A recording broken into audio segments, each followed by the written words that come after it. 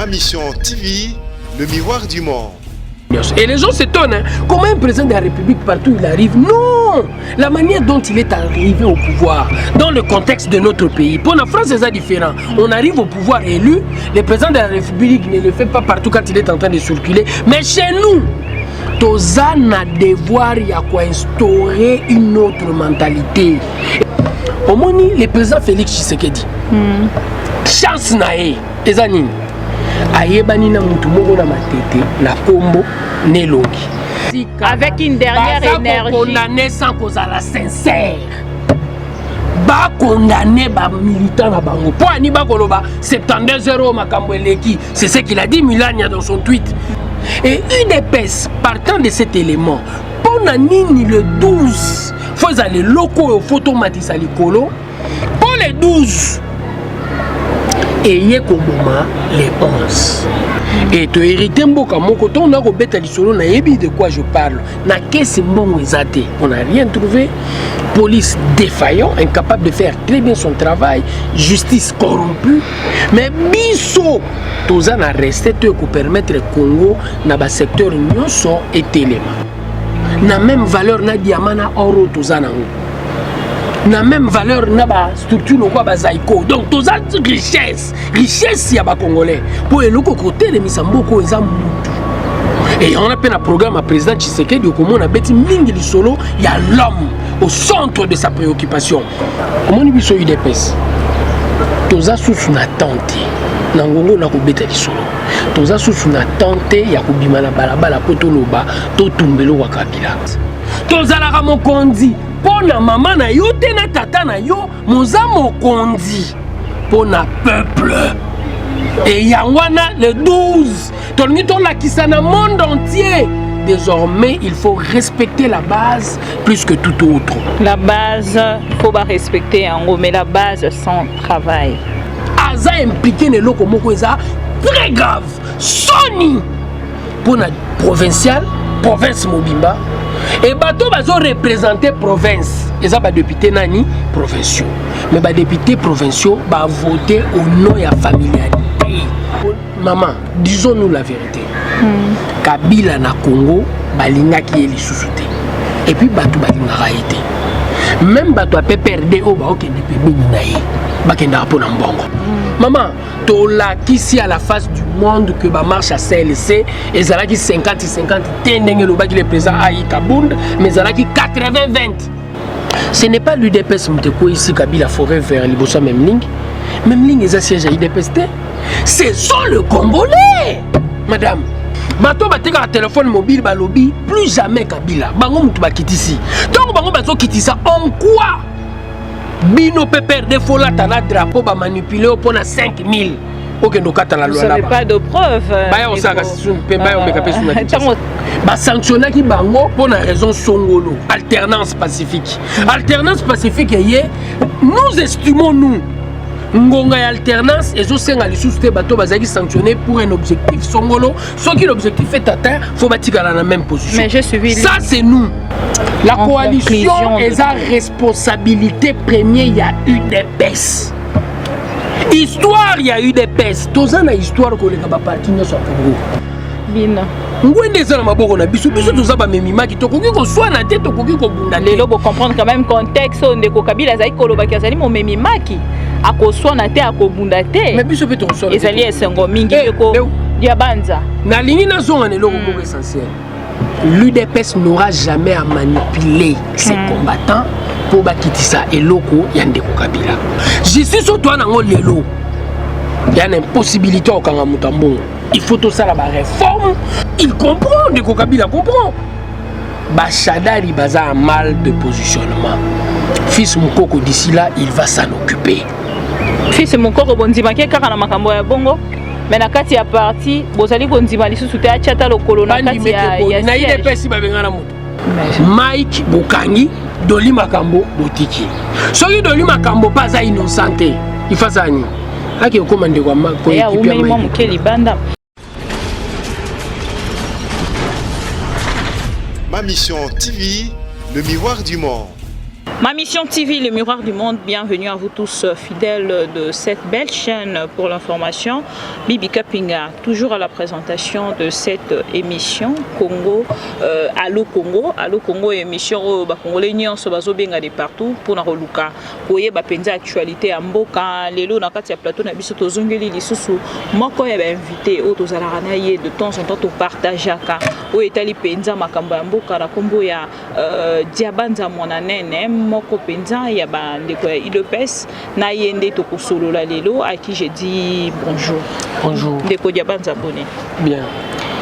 Ndeko Diabanza toza na esengo mingi koyamba na plateau ya Ma Mission TV mais pas na biso ezali moke na côté ya koyeba te tokomi komona penza makambo moko o ezali ko bangisa dernièrement to solola kinayo concernant makambo etali ba motocycliste o bandeko ebele penza bazali koloba ke na ba bavure nyonso bazali ko sala tozonga kana IDPS côté CG dernièrement to landa ki e Kabuya lobby bandeko ya IDPS bandeko ba motocycliste bazali branche sensible ya kati ya IDPS kotala te ndenge bakomi batuti bango to pe masasi ebetami elingi koloba ki bazali kotumbola IDPS alors emekaki ko interpeller bato ebele to pe ba congolais ebele penza to se poser ki ba question na ndenge ba ute ko ebisa biso ke ezala ki tango mosusu ndenge wana te mais lelo siko kotala makambo ekomi koleka awa tomoni batumbi effigie ya ndeko Kabila Kabangele sénateur à vie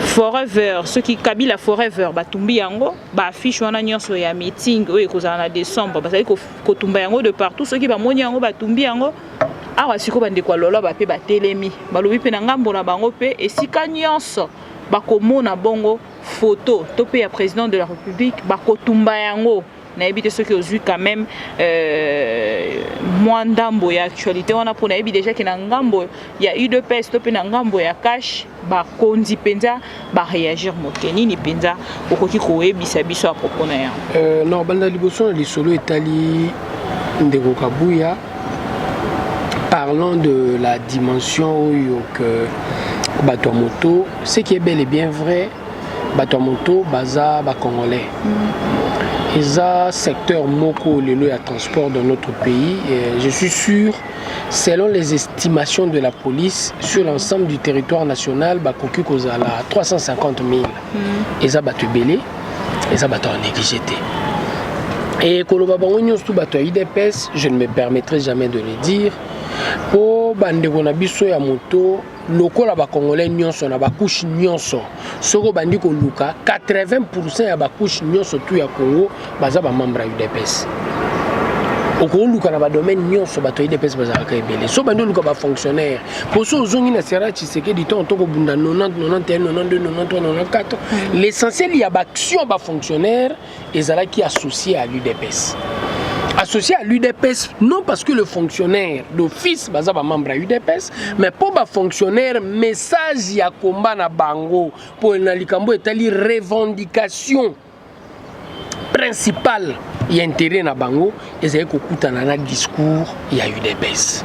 Et l'UDPS tout au long de sa vie, depuis sa création en 82, bah père fondateur batiki privilège, pour les beaucoup plus bah député de l'époque où tu vas créer en gros, batiki privilège pour bah s'associer na bah desiderata à base. Et il s'est fait que dans le contexte aujourd'hui actuel aussi, bah nous avons vu sur moto.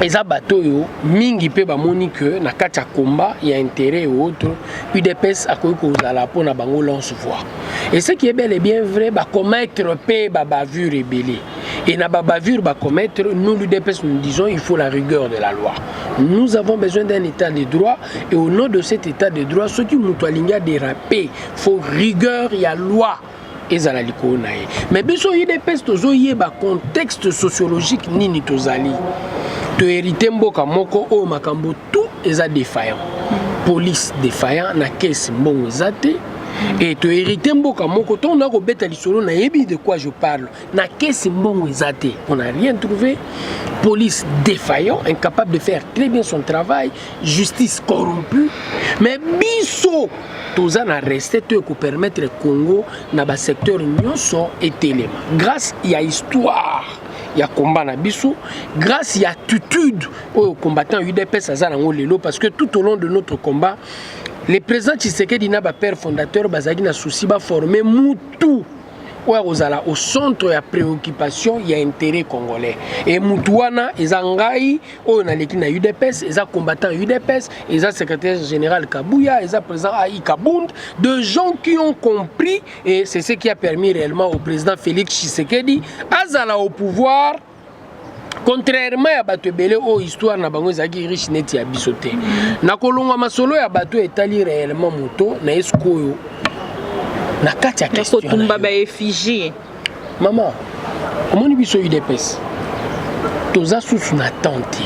Na ngongo na kobeta lisolo. Toza susu na tante ya kobima na balabala poto loba to tumbelo wa Kabila. Plus jamais. Le président Kabila pour nous c'est un partenaire. Dans le contexte actuel de la chose, c'est ça. Et l'UDPS comprend, maman, et l'autre salito comprendre un partenariat oyo. Et ça histoire au Touzana. Na 60, na lobarango chaque jour une émission na yo. Et ça qui MNC Lumumba à Bakwa Kasavu. Na 64, Konakat ya Moïse Nchombe à Bakwa Kasavu. Na 92 UDPS ya Tshisekedi, donc par la force qui était en train, l'union sacrée de l'opposition, na impère ya Mobutu. Nous avons vécu cette histoire, il y a bicéphalisme. Nous avons vécu cette histoire, il y a diarchie. Et toyebi ndenge nini crise utakatangu au sommet de l'État, il y a deux groupes qui dirigent. Et nous savons aussi, Potobi Kisa Congo, Fotokoka 5 ans, Oyo, na Kimia. Histoire, il y a 3 fois Yamabe et c'est répété.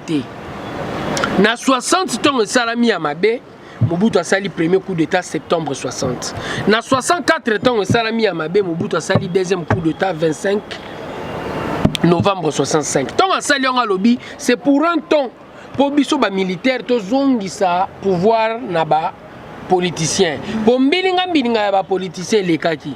Biso UDPS to kokota na mbilinga wana te. 65. A été capable nous la classe politique dans son ensemble kokoka kokoulé sous forme de dynamique le contexte socio-politique ou la dimension juridique et c'est qu'on contraindre biso tous à l'ensemble biso union sacrée de l'opposition na Mobutu. Cette fois-ci tozon en erreur wana. Ndeko dia banza bato bazali kolanda biso penza ba roluka ba meka ko comprendre contexte nini ozolinga koloba ke bino penza lelo bozali lisusu na attente ya kosala makambo ya ndengo wana. Tango ozali koloba bongo ozali ko insinuer nini? Ozali penza koloba nini autrement? Kezali bandeko ala mukande bato bazali ko ozala na Kabila pona biso eza pona elengité. Eza pour la nécessité, je le dis très bien, eza nécessaire pour la paix dans notre pays.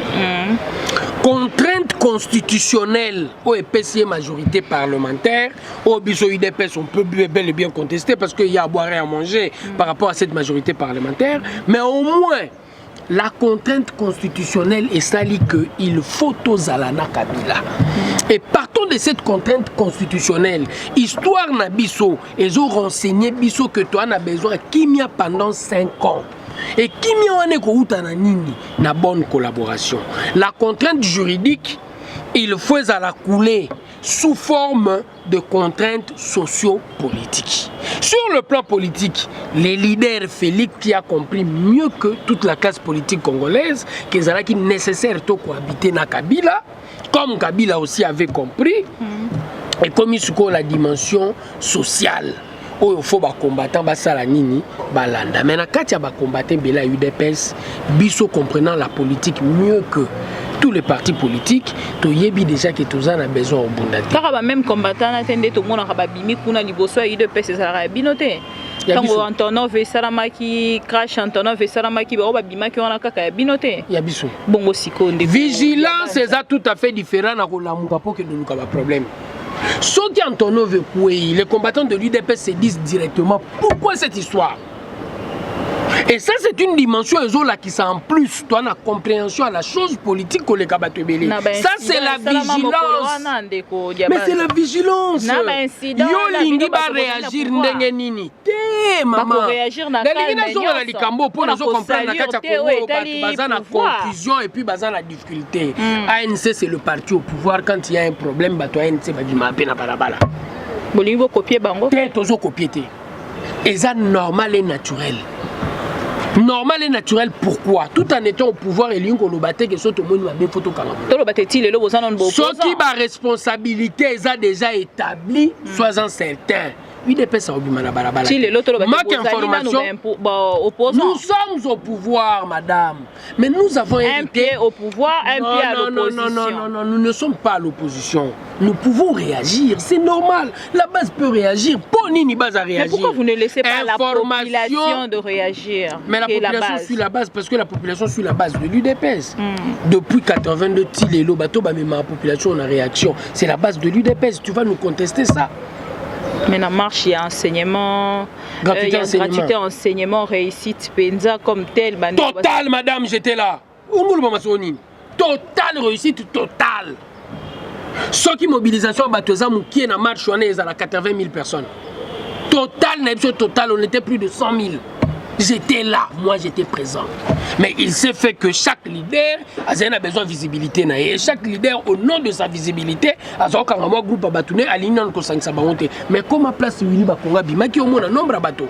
Maman, tu là qui ici à la face du monde que marche à CLC, et Zala qui 50-50, Tendenge le bas qui est présent à Ikabound, mais Zala qui 80-20. Mais quand il y a corruption, il y a 15 millions là-bas. On va dire combien là-bas? 91 personnes. Bakabona qui basite. Basite, il y a qui 26. Bakaboli 26 sites. Il y a des balobiers qui cause. Oh, et ça qui Bazaï na place, il fallait Bakutana. On a 26 sites Bakabwani.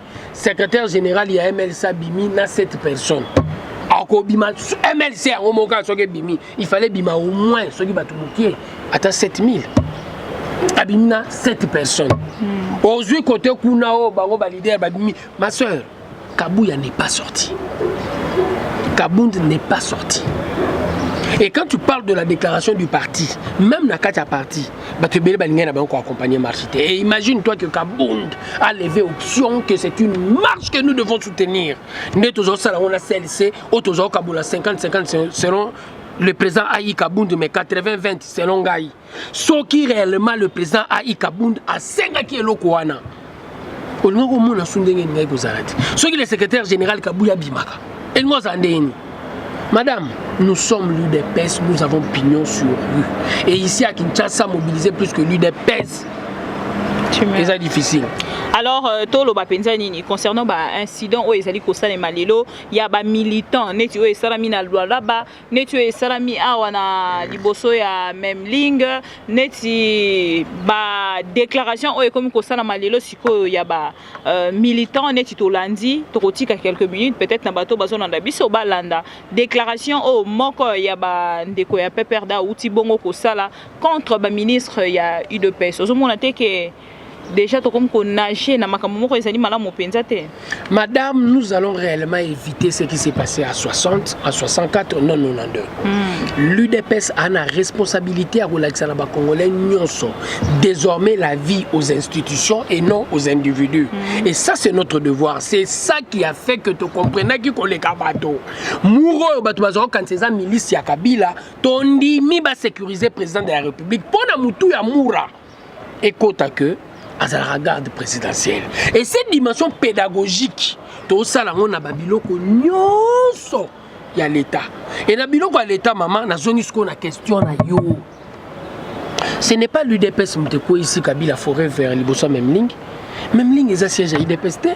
C'est ça le Congolais, madame. Est-ce que tu as eu une manifestation Liboso même ligne? Je crois que non. Tout ça qui est dans le côté. Beaucoup de ça est là, on a dit non. Les Congolais, peuple soigné, les Congolais, belé, bateka chombo, téléphone mobile. Bato bateka téléphone mobile, balobi, plus jamais Kabila. Bango mutu bakiti ici. Donc bango bazo kiti ça. En quoi Bino Pépère de Fola tana drapeau ba manipuler pour na 5000. Ok, donc à la loi là-bas. Vous n'avez pas de preuves. Baya osaka pe baya omeka suna kinshasa. Tant vous allez kolobake bandeko ya ngambo ya même ligne ezala ki bongo bandeko ya UDPS c'est que tout se préserver pe ya kolobate ke oza journaliste ya leloté. Oza journaliste ya kala. Activité mon côté à PPRD ça la makana Kinshasa na Congo samba bimisa mbongo. Et ça la makate. Ngana za na preuve te. Moyebi. Nanu esalama te na Congo basali activité awa ya PPRD babimisi mbongo te. Eza impossible muto ya azate. Muto akoya azate. C'est différent de l'UDPS. UDPS tant activité zo salama ba yebisa muto te ke zo 5000. C'est impossible. À l'UDPS eza likambo motema. Tolingaka parti wana. Et na rolinga parti wana nga to nazo organiser activité na nga le 17 IDPS epesa nga mbongo te. J'aime ce parti. Ce parti pour nous c'est un patrimoine national. Ce parti pour nous c'est une richesse. Na même valeur na diamant na oro tozana ngo. Na même valeur na ba structure lo kwa ba zaiko. Donc toza richesse ya ba congolais. Pour eloko côté le misamboko eza mutu. Et on a fait un programme à président Tshisekedi comment on a bâti mingi solo, il y a l'homme au centre de sa préoccupation. Et de la même manière, madame, Bisso UDPS, Tozan a tenté. Nous ne sommes plus ce parti qui était en train de réagir contre ma BO régime à Kabilé pour ça Bisso. Toza parti auto comprendre l'élément le plus important dans le contexte actuel. Le président Félix doit rassurer na bato Kabila, na Lamuka, pour comprendre qu'il est le président de tout le monde. A comme na poto ake koloba balongola ba sanction. Pendant que la communauté internationale est en train de crier, na bato bagangia wa ndenge ne ko senga balongola ba sanction bato basala boete. Le président a compris. Je dois faire montre de cette dimension de l'assurance. Je dois rassurer mes partenaires.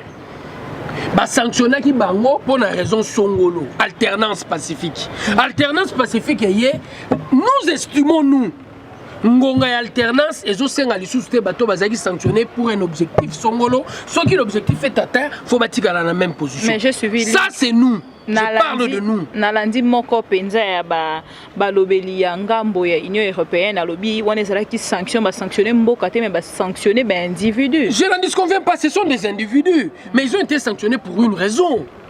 Et quand la raison elle n'est plus là, il faut balongola. Compréhension na biso mais la population. Est-ce que le président de la République a cause la wana pona ko luka ba intérêt ya peuple congolais topé pona ba individu? Té. Koluka sanctionner le loi les intérêts à Congolais. États-Unis a bougé pour na Congolais moko. Congolais moko soit eu problème. Il faut bisoto bouger. Et ces Congolais là, 17 pêcheurs congolais na Ouganda. Bakangami pona likambo ya ba limite ya lac na biso. Et au Gandhi que le président dort calme pona makambo wana nyoso. Nous avons hérité un pays madame o eloko malamu ezate. Les 18 ans de la gestion de Kabila, c'est une gestion calamiteuse. Et avant Kabila Mobutu abomi mbokoyo. Nous le savons nous tous. Avant Kabila Mobutu abomi mbokoyo. On a caisse à l'État, mais quand on a pouvoir à Mobutu, c'était officiel. Le père rétro-commission est commis pour officiel. Non, il y a commission officielle. Pendant que le président a dit, chez nous, pendant 50 ans, les gens croyaient réellement que le COP est normal. Et Nazan a devoir, il y a aussi le Samakambouana. Biso comme ça, rétro-commission officielle. Biso IDPS. Jamais, madame. Tozawana potozongisa le point sur le zi. Et nous ne pouvons pas accepter la rétro-commission pour une première dans notre pays. Pour une première, ANER, Agence nationale de renseignement, et Sengi, enquête. Pour la Makambo est 15 millions. Peut-être que les gens n'ont pas l'information. C'est l'ANER qui a demandé. Sous l'impulsion du chef de l'État. Enquête Salama, Potoyeba, qu'est-ce qu'il y a avec les 15 millions?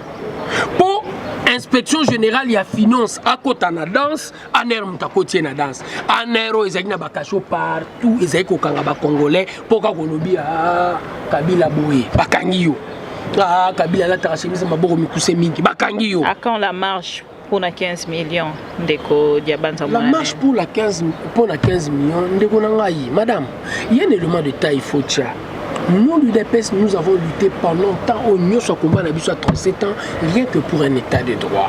Et l'état de droit dit que quand la justice est en train de faire réellement ses démarches, nous ne devons pas influencer le droit. Merci. Le droit doit être dit par moto aza censé koloba yango bonyo kosenga biso to influencer te to ko influencer te enquête ezo continuer et enquête na continuer toza UDPS biso toza UDPS zo biso différemment na lobaki na osumba leleki omoni le président Félix Tshisekedi chance na eza nini ayebani na mutu moko na matete na kombo nelongi ayebani na mutu na kisenso na kombo nelongi ça rassure quoi ayebani mutu na kimbantseke na kombo nelongi ayebani na mutu na malweka na kombo nelongi aussi longtemps bato wana bakozala na misère baobanda ko rappeler misère na bango pendant que ye a na responsabilité de venir à Congo et partant de cet élément netia kokoka ko satisfaire bato na kombo ya UDPS te po misère bato wana sila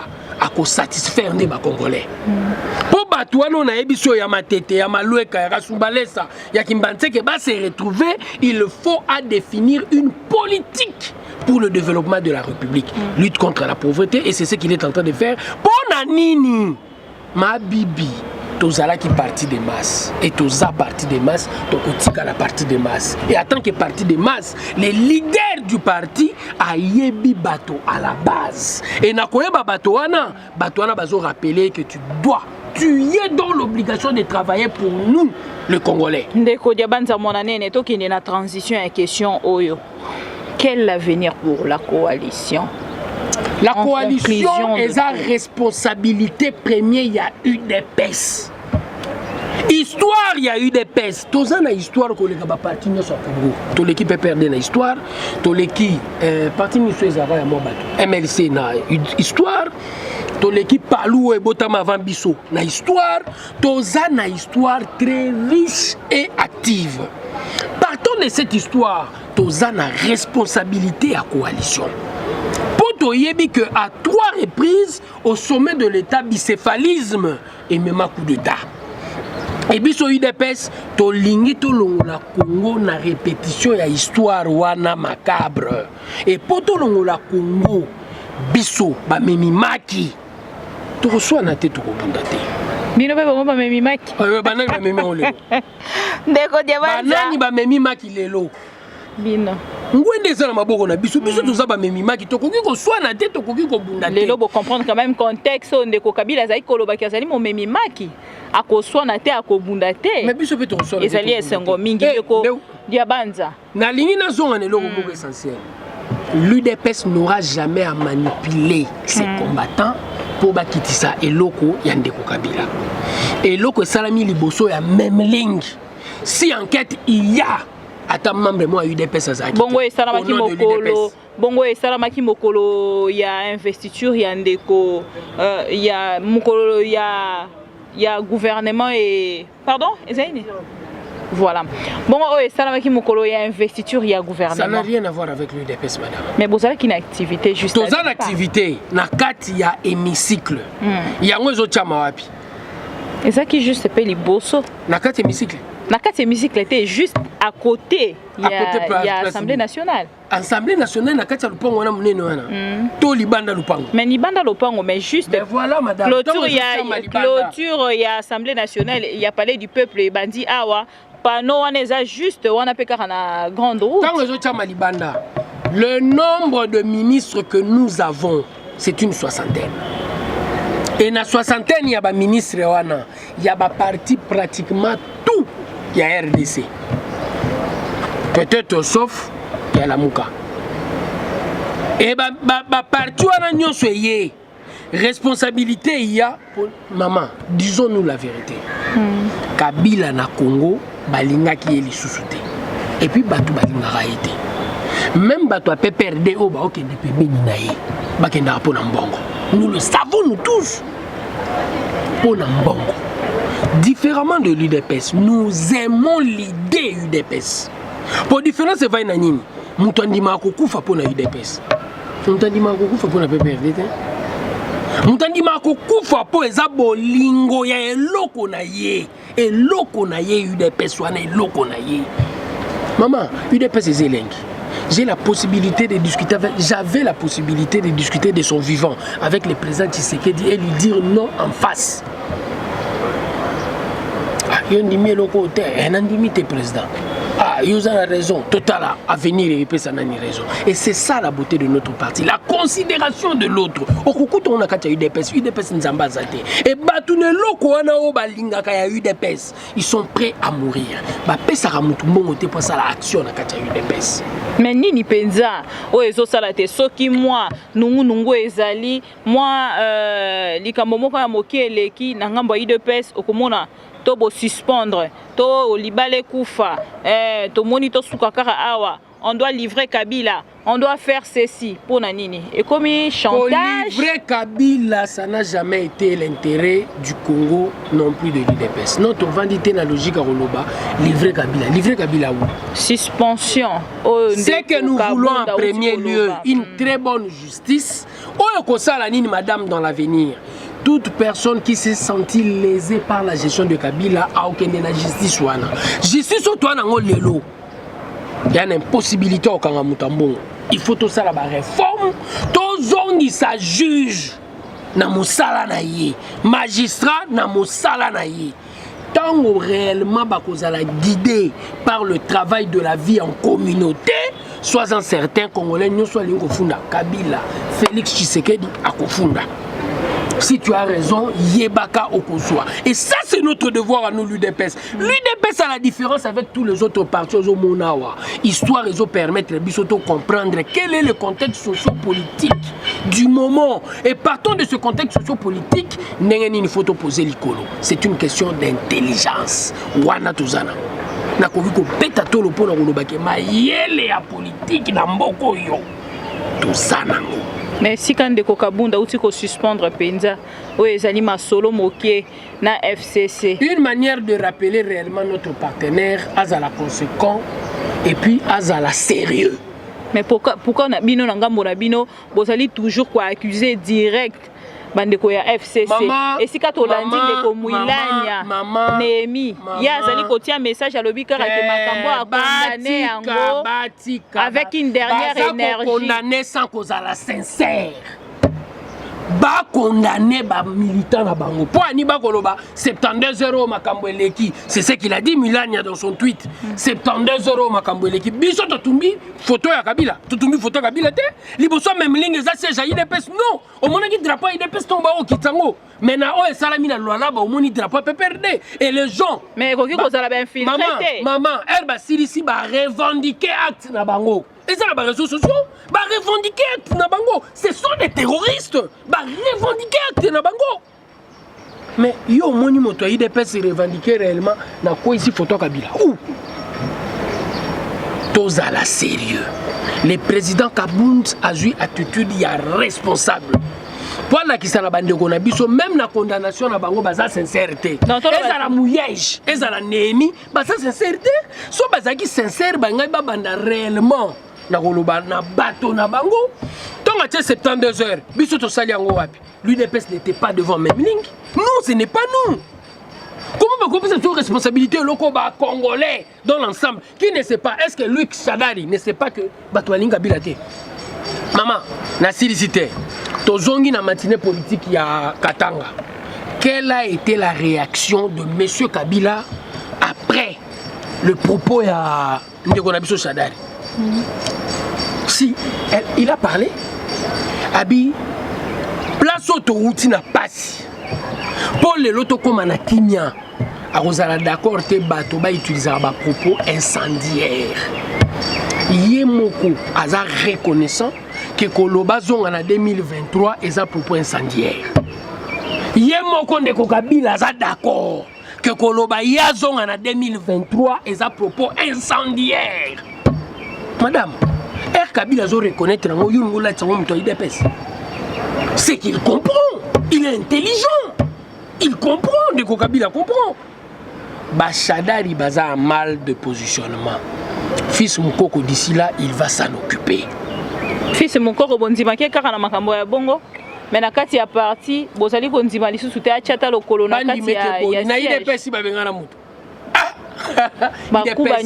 IDPS babengana ka moto soki ka ko trahir. Si tu ne franchis pas le Rubicon, moto ko bengana na parti na zala. Même le président Tshisekedi de son vivant n'avait pas la possibilité de chasser quelqu'un du parti. UDPS eza patrimoine ya biso banso. Eza différent na ba parti au monaka ba tie drapeau ne longia kolo parti. Toza différent na ba parti wa bongo. Toza différent au drapeau ba tie longia kolo parti o ndako mo be bat bavanda ba yaka ko beta maboko pa kolo parti. Ce n'est pas l'UDPS. L'UDPS eza patrimoine ya ba congolais. Et si Kabazali Koloba IDPS dans le trace, sur le trace pardon, il y a pas l'eau. Ni penzo Koloba. Sur le trace à pas l'eau. Disparition à IDPS. Et ça dit local la disparition moquée. Il y a pas l'eau. Non, IDPS c'est bon le quoi pas l'eau. IDPS sur le trace. Sur aucun limité. Ngana okende susu ndenge ngana limité baba ki na kota lisusu te. Non non, so kota te. Bande ko bazali ebele kotanga penza ba kombola bango ekozala malamu mingi. Ngana to sa émission limité. Na mona moto akoloba ke na limité IDPS c'est parti à démocratie. On ne peut pas se permettre réellement. Parti à démocratie lingi critique était. Des critiques to linga. Tout linga critique tending. Biso linga critique. Critique est un modèle à vie. Pour biso zanga argumenter. Toute ma vie, toute ma jeunesse, je l'ai passé dans cette histoire. Et passant ma jeunesse dans cette histoire, ce que j'ai appris, c'est la contradiction. La contradiction, c'est ce que au lobby, les Kamboto peut poser question, va traiter au Dendekwa Fayou. Ce qui ont mis moto, à lobby autrement, contrairement à IDPS, c'est comme moto, on a sali à la mouka, démocratie. À l'UDPS, on contredit même le président Tshisekedi Félix Samba Berano na parti. On contredit même le président Kabound Samba Bougéo. Na zongi na eloro na zai ko tunao sur comme IDPS. Tant qu'on bête l'histoire sur la palo, tu vas remarquer que la tranche d'âge où ils ont animé limité, ils ont moins de 28 ans. Au moins, ils ont 25 ans, 19 ans. Ces jeunes que nous avons recrutés et nous continuons de recruter, Bango Baza à venir à lobby à UDPS. Moi, dans cette histoire, vous comprenez, Naza n'a plus de 25 ans. Imagine-toi. J'avais quel âge? Et de la même manière, jeune Wana et l'Engyo Zaraso tout rediscuter là, Bango Zoïbsaï, ma papa na oumeli, yo peut voir oumela. Bakoti ke lokote, tokoki ko limate, tozo recruté. Et à la différence avec tous les autres partis, UDPS a la capacité à déceler à chaque étape de la vie politique du Congo quelle est la position qu'il faut prendre. À chaque étape de la vie politique du Congo. Net il est là, tozo responsabilité à ko bikisa Congo na makambo etali bicéphalisme dans l'exécutif. Et tant que nous responsabilité à cause de la contrainte constitutionnelle, où est ça qui que une majorité n'a pas voté par le peuple congolais, mais dans une majorité parlementaire, tous a obligation. Il y a une attitude responsable ni photos à la langue pour beaucoup et connaître la mobilité. Et UDPS ont la responsabilité. On a les partis à Bongolimwe. Lobby ezali les 12 mokolo oyo ndeko Félix Tshisekedi a retiré Kibongo signature na ye toloba te comme événement na UDPS pour banda ko commémorer journée wana. Merci Seigneur. Merci madame. Mokolo ya lelo. Question oyo ezala ki pe mokolo ya ndeko Fayulu akoma Kibongo candidat comment. Voilà. Question wana bo sauter en gros bo poni kaka journée à lobby. Ils ont un symbolisme munene. Ba père fondateur il y a eu UDPS, beaucoup d'entre eux. En dehors de quelques-uns, bazaki bateau yo, bazaki ba député. Voté à la base, élu député. Et ba père fondateur à UDPS ba yebi importance, il y a population derrière yo. Il y a na UDPS toi na eloko moko tolobaka mingi UDPS c'est une pyramide renversée. pyramide ezalaka base na se batu et songe likolo mais biso ce que tu as la pyramide renversée donc base likolo donc pour dire quoi tolingaka loba l'UDPS est géré par le grand nombre qui représente la base. Vrai chef à UDPS est la base. Base à UDPS est la fédération section cellule. Il y a un organe de base. Fédération section cellule. Vous comprenez? Et ça, organe de base statutaire. Et UDPS, partant de cet élément, pour Nini le 12, il faut aller locaux au photomatis à l'icolo. Pour les 12, et il y a les 11. Et bien, on a Nini. Ce qui s'est passé le 11, ils qui sans consultation de la base. Le président Félix n'était pas notre candidat pour l'amour nanda kunaye alobi na komi candidat à IDPS pour kombo nanga Tshisekedi. Il y a eu un congrès et dans le congrès la base de l'UDPS a décidé avec le cadre. La base décide à la place du peuple. Non, bête du sola UDPS. Nazo bête du sola peuple nante. Pour avoir comme la dimension peuple, sur le plan national, il y a une souveraineté du peuple. Le peuple est souverain. La gestion de l'État fait un peuple. A confier à un moto. Et exemple, on a na UDPS, et ça déjà na vie. Na Congo na commune na vie, te batu bazo ya na ngoma, on peut sango vie. C'est l'UDPS. To linga to la na Congo mobimba, tal héritage na biso zanini. Félix Tshisekedi, c'est le serviteur de la base de l'UDPS. De la même manière, l'UDPS, c'est les serviteurs du Congolais. Et le Congolais, ou un autre robet à l'isolo, UDPS serviteur, il y a Congolais, et ça, le peuple congolais, dans sa souveraineté de la gestion et de la décision. Et le retour de la Yangwana. Et Bissot, et l'Okwana Monene, autre robet à base, et ça, symbolisme et la démocratie. Démocratie, et ça, principe, il y a voix majoritaire, au respect, il y a minorité. Et la voix majoritaire, nous avons décidé même sur Azanator. Et quand le président Félix Azaki élu, comment je dirais, Azaki institué candidat, il y a eu des PES à la présidentielle, Batouba décida qu'il y a membre il y a eu des PES. Les 3000 congressmen, Balobi Moutoua qui représentait Bissot. Dans le 3000, à peu près de 1000 membres. 1000 membres à congrès Balobi, Moutoua qui est la candidat à Bissot la présidentielle, et ça, Ndeko Félix. Tant que Genève a signé, Batouano Bazaki na congrès, Baki na base na bango respectif. On a unité à opposition, bondini et locaux. Baboyi, tant que base est boyi, le président Félix comprenant qu'il est au service de la base, car l'UDPS c'est le pyramide renversé, à Zongeli base naït, base lobby, Ndeko Félix, il faut zonga candidat na Bissot.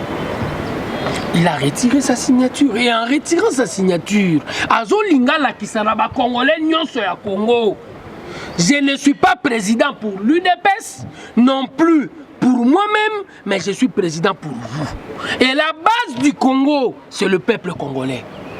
La base de l'UDPS, c'est la base de l'UDPS. La base du Congo, c'est le peuple congolais. Et au nom de sa souveraineté, Yango Tokoloba, le 12, fait comme la journée de la base.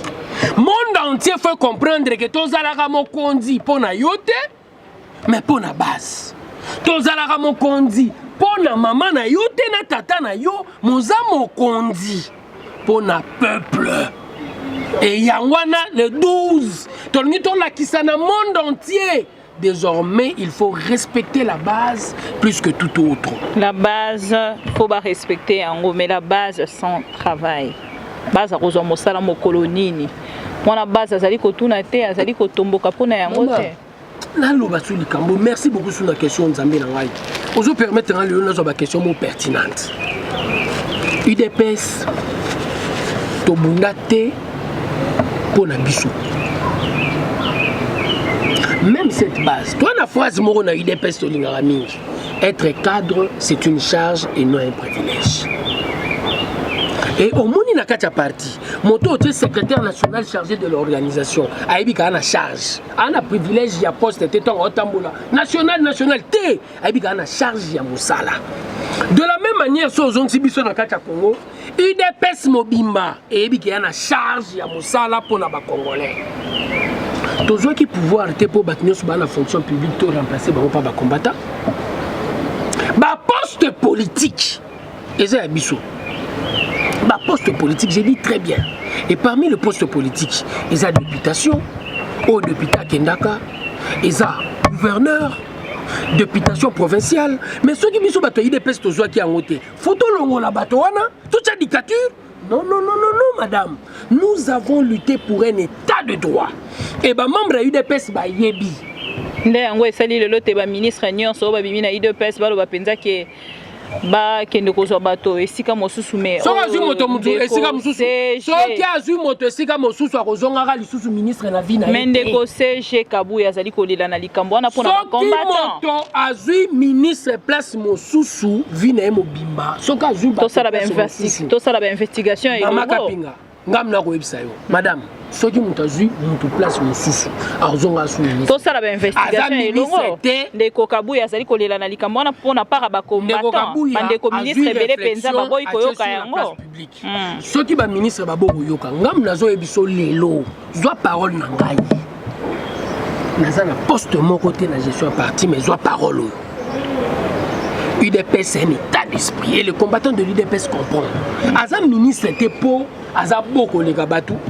Aza ministre était pour l'équipe à combattant sur la maïele. Aza ministre était pour tata na bango tikela ki mbongo. Ozali na kanda pensande ko diaba. Na olo ba vérité pesa ka moi kanda. Aza ministre parce qu'il était membre de l'UDPS. Et au nom de ce parti, où il est commissaire ministre, il faut un directeur de cabinet et les autres. Ceux qui ont salé les angotés, venez mobimba recharger mon salaire. Kolanda yoka yoko loba na sali ko constater penza ke lelo pe oyaki penza na makambo ebele na motema pona ko bimisa yango et aux occasion okutani na ba question autant mosusu pe permettre yo oloba. Mais na ko loba tout à l'heure to sali ko loba kosolo la penza olobi likambo moko e tushinga pe keimbango na likambo moko ezali déjà koleka tango ezali koloba olobi quelque part justice to zali na yango lelo na Congo ezali justice o te ko permettre biso to kanga bongo to pe to tia maboko na moto ya mbongo to zali ko travailler sur yango pote to réussir. Kota la likambo ya ndeko Doli Makambo au ministre intérieur provincial ndenge ezali kokende tokendaki na ngambo ya assemblée provinciale tomoni bongo 38 députés présents 20 bavota ki bongo pona ndeko Doli atika la ministre 18 bazalaki contre o ezalaki bongo likanisi ya ndeko honorable ya UDPS Osé Badi Banga a telemelaki pe azalaki na ngambo ya bato bazalaki 18 batelemaki balobaki ke ndeko Doli akoki kosamba en tant que ministre te baleka na ko sanctionner to pe ko suspendre ye. Mais kolanda yo koloba kotala ndenge procès pe ezali kokende ozali komona ndenge nini mama bibi ndeko Doli akokangama ndeko Doli akozala bongo innocenté. Conclusion, ils ont vendu dans la procédure. Procédure où te permettre bisoto mona qu'est-ce qui va se passer dans l'avenir. Mais maman Bibi, nous avons hérité d'une justice défaillante. Parce que l'homme congolais est défaillant. Il y a une première mesure, il y a président avant d'une gratuité enseignement.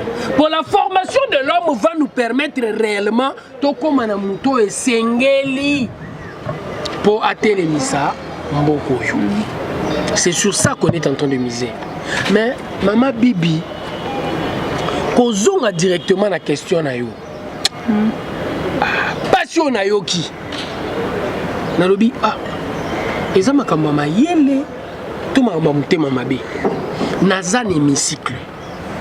Il y a eu une question orale avec débat. Ba bengi sindeko Doli Makambo. Akoki koyate. Ayete pona nini. A présenter qui excuse. Impossibilité il y a déplacement na impossibilité outi na nini. Azana maboka justice. Et kozana maboka justice ezo permettre à se présenter dans l'assemblée. kozanga ko se représenter l'assemblée aza la difficulté à osala musala na ena ngongo yo ndenge sengeli avec tout ce qui pèse sur lui à kokozala jusque là a prévenu. Vous comprenez, il y a présomption d'innocence, mais toutefois madame ndenga zawana indisponibilité comme ko caractériser pour na musala ezaki ko senga nini en âme et conscience, en toute intelligence.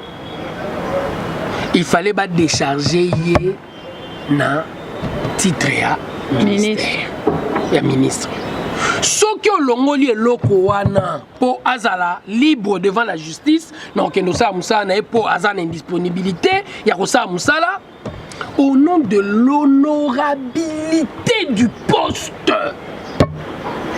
Aza impliqué ne loko moko eza très grave, même si Aza innocent. Aza impliqué ne loko moko eza très grave. Soni pour la provinciale, province Mobimba, et bateau bazo représenter province. Eza ba député nani provinciaux. Mais ba député provinciaux ba voter au nom ya familialité. Ba kinois ba comprendre que batouana ba kende la ramabumu na bango. Ba tala kentera peuple oté. Mouto akufi na vijana atazaki mboa. Sous d'autres cieux, il y a des associations de défense de chiens. Atazalaki fourmi. Est-ce que biso photo qui t'a très bas, tina niveau au nom de l'honorabilité na indisponibilité, deux principes wana bakokay ko décharger été et zoswa. Et je me pose la question de savoir mokoyo est-ce que batoba ma yele to ezaka motema mabe. L'ensemble devait les décharger. Ceux qui ensemble kokité, j'ai fait un appel pathétique. Jantini Ngobila, gouverneur de la ville-province de Kinshasa, monsieur, tant vous avez candidat, vous avez contre eux, Kinshasa pratiquement. Mais grâce à mes députés provinciaux, je ne peux pas me permettre de dire qu'est-ce qu'il y a eu pour Bozanabagouébélé. Mais monsieur, au moins, essayons de travailler pour la République. Et le travail pour la République exige de nous tous la compréhension du contexte.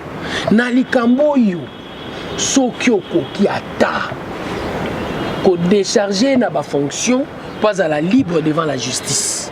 Soki lobi ba innocenté yé, ou qu'on réhabilité. Pour la minute où tu as solo, tu as l'intérim naïe. Les ministres environnement. Il y a déjà un fait. Et au nom de ce fait, tu as dit ça la dimension légale pour on a qui sa queue. Mouto akufa ki na vidjana. Azamboate. Un peu de respect. Un peu de respect pour nous. Un peu de respect pour le Congolais. Un peu de respect. Wana na sengio. En toute humilité, essaye d'aider réellement la justice. Et ce qui est bel et bien vrai aussi, madame. Ndekodoli, il fallait ça la lettre d'émission. Moi, à sa place, c'est ce que j'aurais fait. La vie ne s'arrête pas. Mais si quand ça dit qu'on reconnaître qu'il y a sali et comme côté mais voilà, na lobby n'a été que Aza fautif. Commanditaire. Oui, je ne me permets pas de le dire parce que la justice est en train de faire réellement la procédure. Je dois respecter la procédure. Mais au moins, je dis au nom de deux principes. Sans indisponibilité. Vous comprenez? La honorabilité à poste. La dignité. Voilà.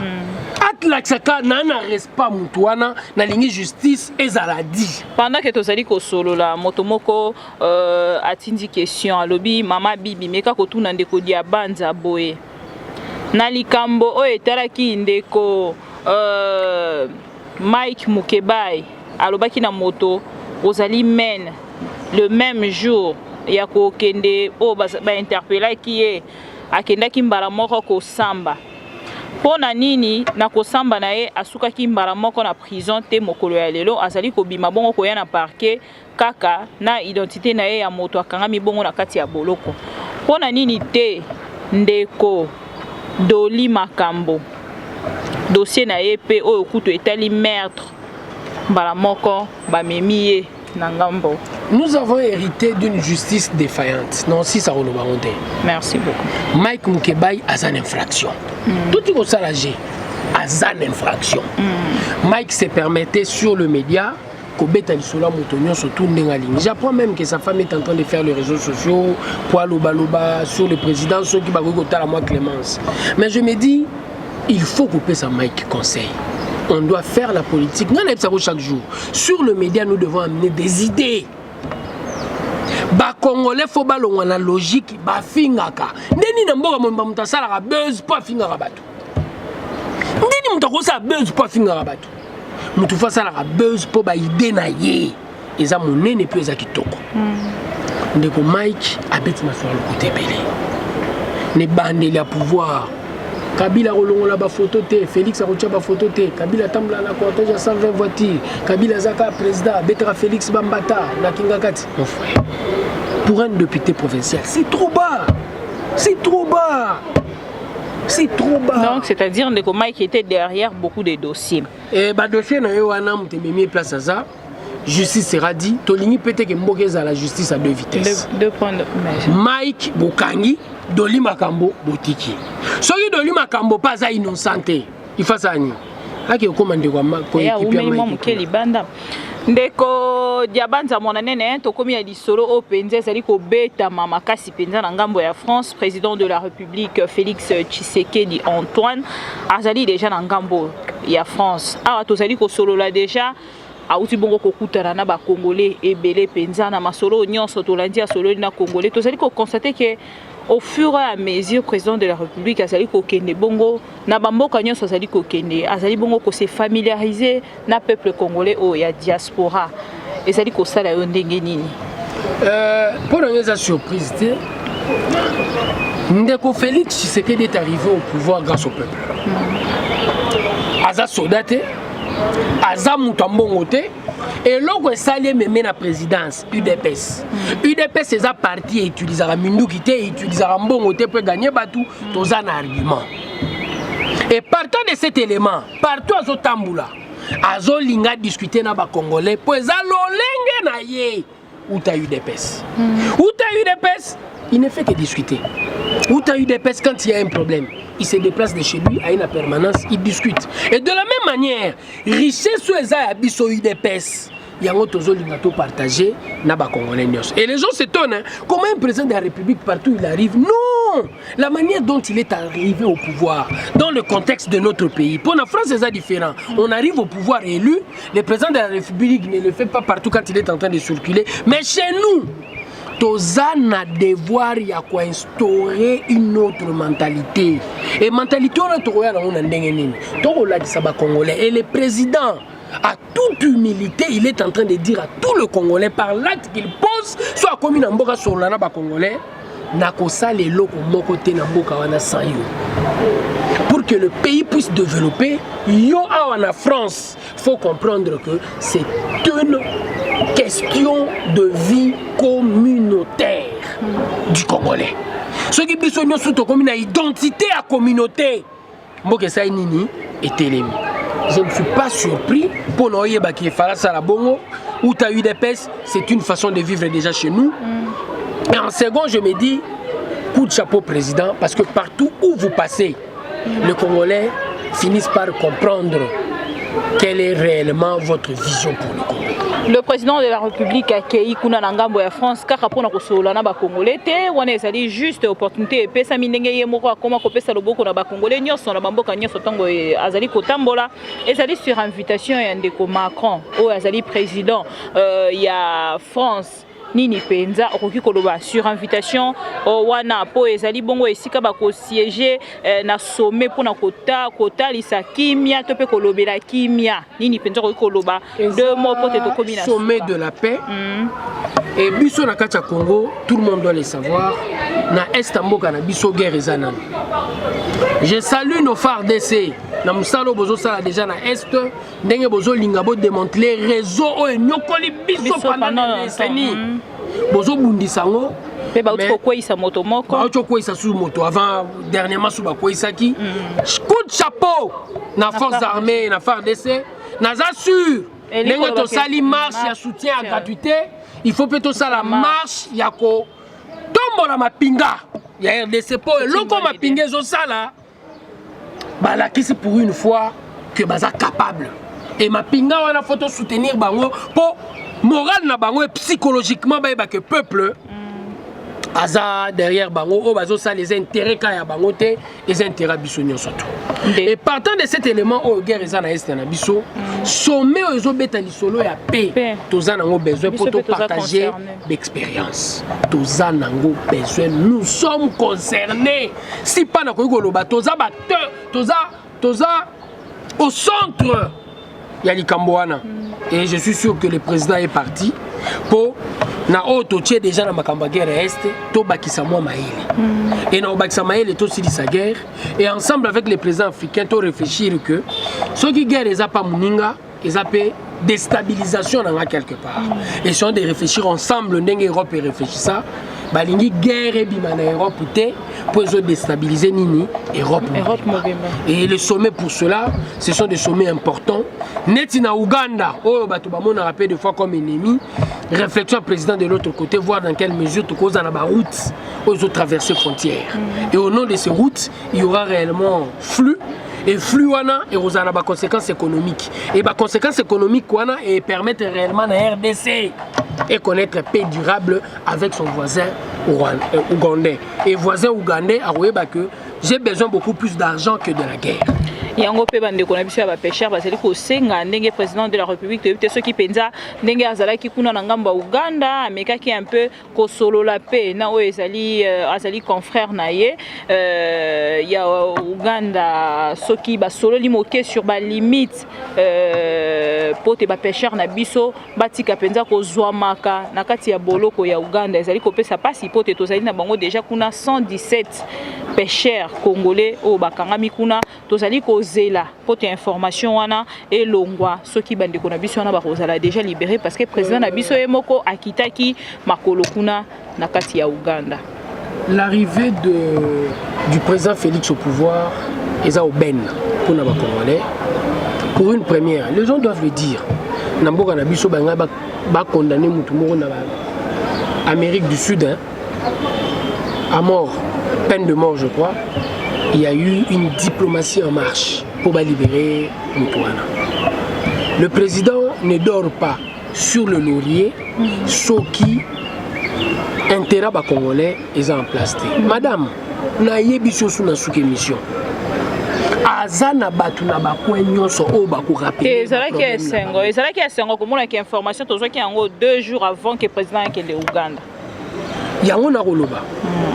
Ako la bienté po ezana batu ba rappeler ke ba problème na bango. Omoni parmi ba pêcheurs wana ezana moko na bango ezana ndeko to 12 to 20 bana bandeko na kati ya UDPS. Tous à partir de masse. Bako rappeler les problèmes wana. Et c'est ce qui fait que sa gestion sera tout à fait différente de la gestion non sous-précédente.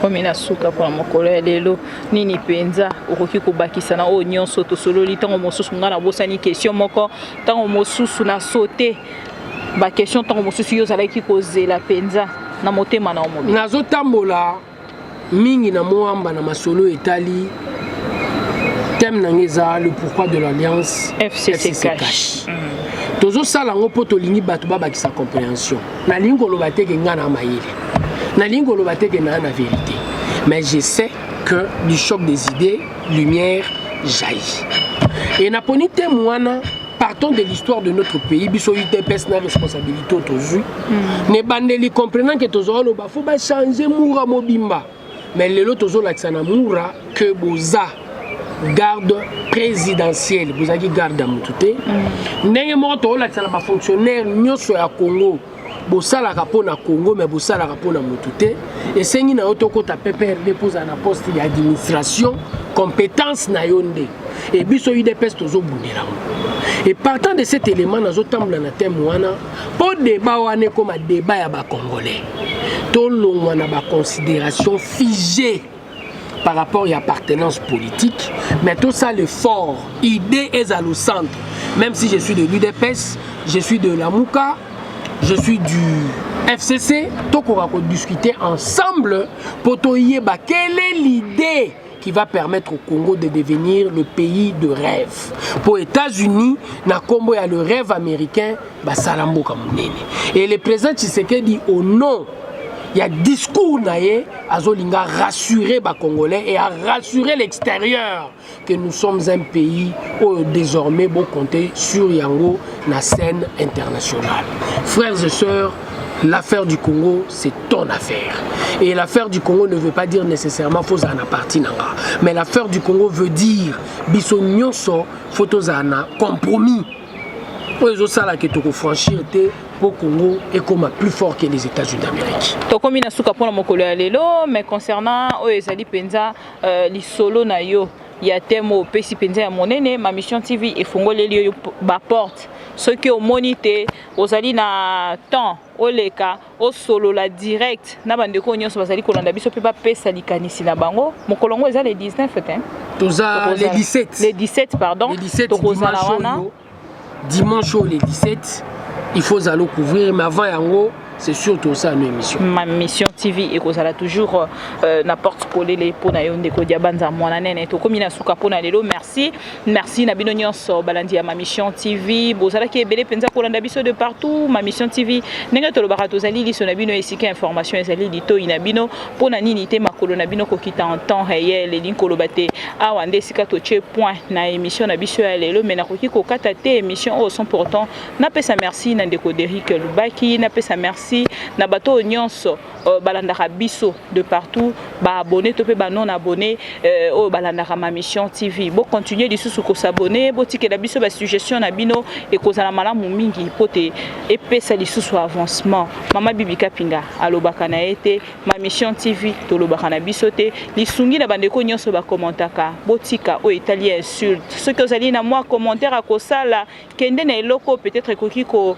sunga avancement na ba idée ndenge de kodiabanza lobby à travers émission à lelo mais bon longona o etali ba insulte facile les ali malamu mingi te to kutani mbalasima pour d'autres actualités mais entre-temps portez-vous bien bye à la prochaine.